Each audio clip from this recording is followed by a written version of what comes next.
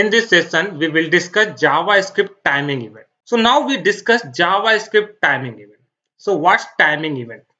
Suppose we have one function. Here we define one function with name f1. Suppose we want to execute this function after every second interval. If you want to execute this function after every second interval, then we should go for JavaScript timing event. So when we should go for JavaScript timing event, whenever you want to execute a function after every second interval, then we should go for JavaScript timing event. So now read this point. Window object allows execution of code at a specified intervals. This means if you want to execute a code at a specified interval, then we should go for JavaScript timing event. For this purpose, JavaScript provides two methods. One is a set timeout method. Second one is a set interval method. Window object provides two methods. So these are two methods of window object. So this method is used to executing a function after I specify. So window object provides two methods. One is a set timeout and set interval. So this method of window object that is used to perform execution of code at a specified time interval. So now read this point. Set timeout method. Set timeout method execute a function after waiting a specified number of milliseconds. Set timeout method takes two parameters. First parameter specifies the name of the function to execute, and second parameter specifies the time interval. So time interval we are specifying in millisecond. So second parameter is a delay parameter that specifies the time in millisecond to wait before calling the specified function. In the similar way, set interval method just same as set timeout method. This method also takes two parameters. First parameter is used to specify the name of function to execute, and second parameter is a delay parameter. Delay parameter specifies the time in millisecond to wait before calling the specified function. So the actual wait time may be longer. So using set timeout and set interval method of window object, we can execute a function at a specified time interval. So whenever you want to execute a function at a specified time interval, then we have required to use two methods of window object, set timeout or set interval method. So now we're developing one application using set interval and set timeout method. Whenever user load the web page, the current time will be displayed in this text box. And when user click on the start clock button, the clock should be start. And when user click on stop clock, then stop should be closed. So here we want to display clock. So how we can implement? So now comes in program. So now here we create one file with name load event to.html. In this file, here create one text box, and here we create two buttons. And now we are binding on click event. Here we are binding two function. So when you click on this button, start clock button, then start clock function will be executed. And when you click on stop clock button, then stop clock function will be executed. So we want to display the current time. So now comes into the head section, and within a head section create the script tag. Within a script tag, we are defining one function get current time. So this function is used to getting the current time. So how we can get the current time in JavaScript? To get the current date and time, JavaScript provide one date object. So here we create one date object, date equal to new date. So here we create date object. Date object contains the current date and time. So now we want to fetch that time. So for this date object having number of method. First method get hours. Get hours method returns the hours. Now we want to fetch that minutes. So how we can fetch date dot get minutes method. So get minutes method return the minute. Now we want to fetch the second. So how we can get the second? Date dot get second method. Using get second method, we can get the second from the current time. Now, now we take one variable and assign this entire string in one variable. The variable name is a current time. So here we declare one variable current time which contains the entire string. In this string, we are representing the hours, minute, and second. Now we want to display this current time in this text box. So first of all, we have required to fetch this text box. How we can fetch? Document.get element by id and pass the id of this text box. So what's id? Txt box. Now we want to set the value. So now we have required to call which property? Value property. Value equal to current time. Now save this application and run this application. So watch here. So watch here. The time will not be appear in this text box. Actually, we want to invoke this method when the web page is loaded. If you want to invoke this function at the time of web page loading, then we have to bind this function with onLoad event. So here we are using onLoad event. So onLoad event occur when the browser load the web page. Now save this application and run again this application. So watch here, we got at the current time. Now we want to start this clock.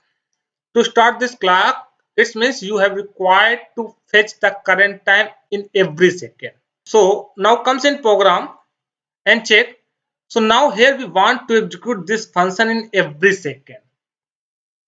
It means this function has to be need to execute in every second. If we want to execute a function in every second, then we have required to use set interval function of window object. Because set interval function of window object is used to execute a function at a specified time interval. Now we define a start clock handler. So here we define start clock handler.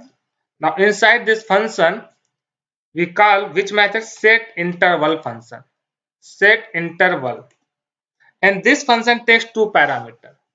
Name of the function. What's the name of the function? Get current time. So here we passes 1000 millisecond. 1000 millisecond means 1 second. It means this function will be invoked in every second. So now save this application and again run this application and check the output. So here display current time. But when you click on start button, watch here, current time is started. So in this way you can create a clock. But now another requirement, when you click on stop clock button, we want to stop the clock. If you want to stop the clock, so how you can stop the clock? Now first of all read this point. Now read this point. Now we have another method, clear interval and clear timeout. Actually, clear interval and clear timeout method is used to cancel the repeated execution of the method that was set up by using set interval method. So using clear interval method, we can cancel the repeated execution of the method that was set up by using set interval method. So using clear interval method, we can cancel the repeated execution of the method that was set up by using set interval method. Clear interval method takes one parameter, interval ID. So what's interval ID? So interval ID is the identifier of the repeated action you want to cancel. So remember this point, this ID is written from the set interval method. So when you call the set interval method written one interval ID. Using that interval ID, you can cancel the repeated action. So now comes in program and check here. When you call this method will return one ID, that is interval ID. Using this interval ID, we can cancel the repeated execution of the code which was set up by the set interval method.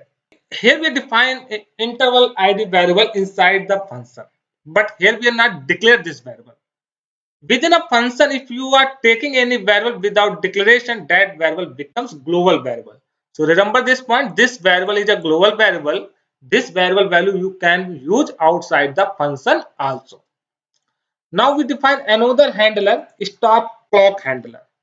So now we define another handler, function stop clock. So this handler will invoke when you click on stop clock button. Now we want to stop the clock. To stop the clock, it means we want to cancel the execution of which method? Get current time method, which was set up by the set interval method. For this, we are using which method? Clear interval method.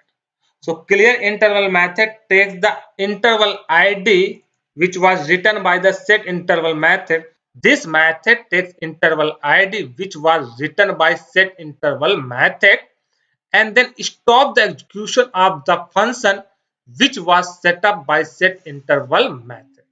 So now save this application and run this application again. So now run this application again. Now we click the start button. So clock is started. So now we click on stop button. So clock is stopped. So watch here. Here clock is stopped. So using set interval and clear interval, we can create clock by start clock and stop clock example. So I hope you will understand. Now we want to implement countdown timer example. In this session, we will discuss countdown timer example. So in this example, we have one text box and two buttons. One is a start timer and another is a stop timer. And this text box, suppose user enter 10 and click on the start timer, the timer should start. And when a user click on the stop timer, the timer should be stopped. And a user when you click again on start timer button, it should start counting down from where it stopped. And when it reaches 0, it should be displayed done in the text box. So how we can implement? So watch here, suppose user enter 10 and click on start timer, timer is start. And you click on stop timer, timer is stop. If you again click on start timer, the timer start from where you stop it. And when timer's value reach 0, the message will be displayed in the text box done. So how we can implement this example? Now come in program.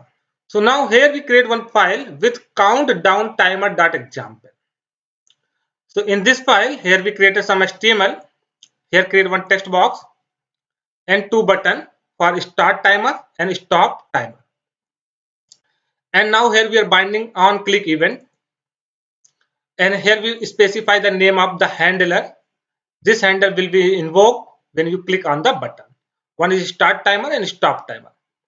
So this handle is a parameterized. It will pass the ID of this text box. So now we define this handler. So now come into the head section, and within a head section we create a script tag. Within a script tag, we are defining the start timer function.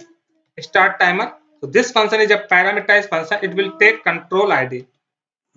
So first of all, we have required to get the reference of the element whose ID received by this method as a parameter.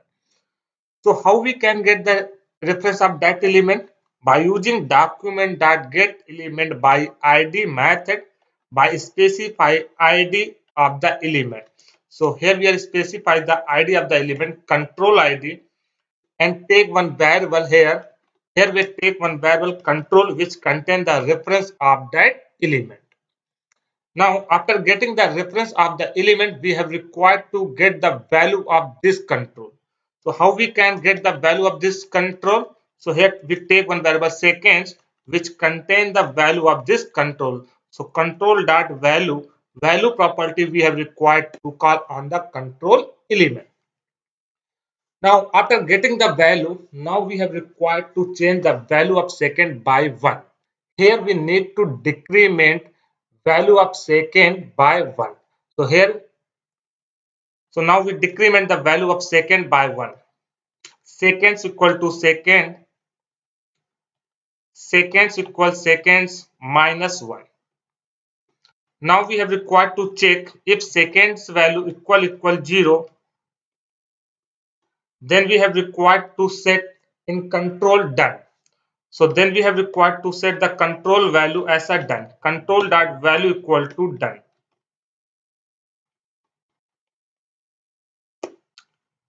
And then up and then we have required to come out from the function. So how we can come out from the function? We can come out from the function by using return keyword. So here we have need to specify return keyword without returning any value. If this condition is not true, then else part needs to be executed. So if this condition is not true, then we have required to place second value in control value. So here we are assigning second value in control value. So control dot value equal to second. Now save this application and run this application. When you run this application, watch here. In the text box, the default value appeared 10. When you click on start timer buttons, watch here, the value decremented by 1. But it was not our requirement. What's our requirement? So our requirement is that the value should keep decreasing all the time till it becomes 0. So what we have required to do? So now comes in program. Now we want to execute this function in every second. If we want to execute this function in every second, then we have required to use set timeout function or set interval function of window object. Because set timeout and set interval function is used to execute a function at a specified time interval. So now here we are using set timeout function. Actually, set timeout function takes first parameter name of the function. But in set timeout function, it takes as anonymous function. In the anonymous function, we are passing the name of the function that we want to execute. In second parameter is the time interval.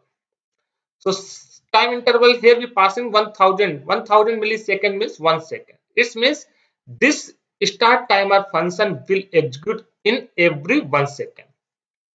So now this function return one interval ID. So here take one variable interval ID. It contains the ID which was written by the set timeout method. So now save this application and run this application again. So here run again this application and now we click on start timer button. So watch here timer is start. So here value decrement every time. Once it reaches 0, watch here what message appear, done message is appear. Now again on this application and you click on start timer button. Suppose if you want to stop this timer, then we have required to click on which button? Stop timer. So we want to stop, but here timer is not stopped. So now comes in program. So what we have required to modify the code. So now comes in program. Now we have required to define another handler, stop timer handler. So now comes into the script tag and define another handler function stop timer. So how we can stop? We can stop by using clear timeout method. So now we have required to call the clear out method. Clear out time method takes one parameter interval ID which was written by the set timeout method. This method cancels the execution of the function which was set up by set timeout function. So now save this application and run this application again. So watch here, when you click on start timer button, timer start. Now if you click on stop timer button, timer stops. If you again click on start timer button, watch here, the timer start from where it was stopped. So I hope you will understand how implement countdown timer example.